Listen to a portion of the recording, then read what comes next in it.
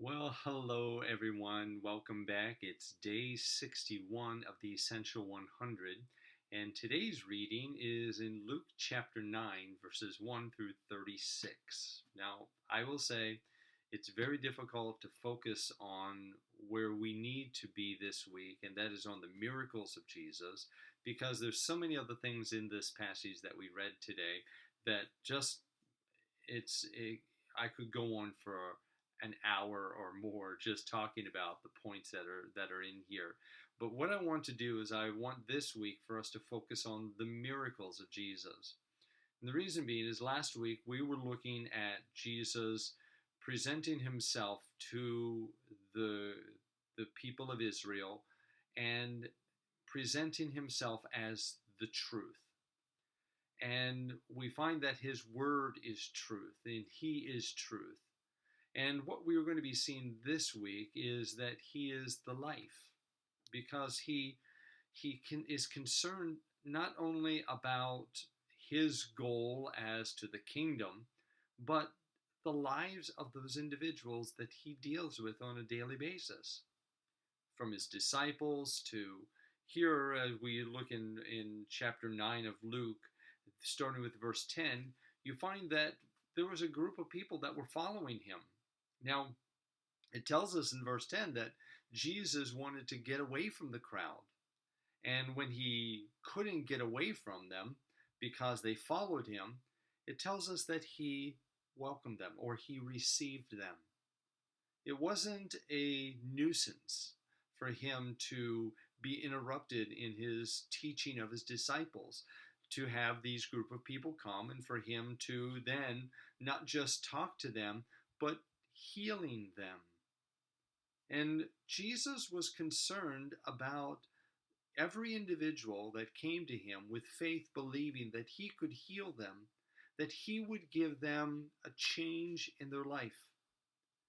So also we find these 5,000 people that when Jesus told them to sit down, they knew that there was no food, and yet they believed that Jesus would provide. They sat down. The disciples, they wondered where it was going to come from, because all they had were the 5 loaves and the 2 fish. But God is never going to ask you to do something that he does not provide.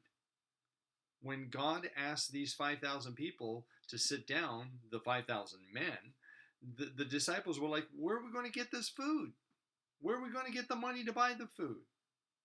But God knew the need, and he supplied the need according to his riches and glory.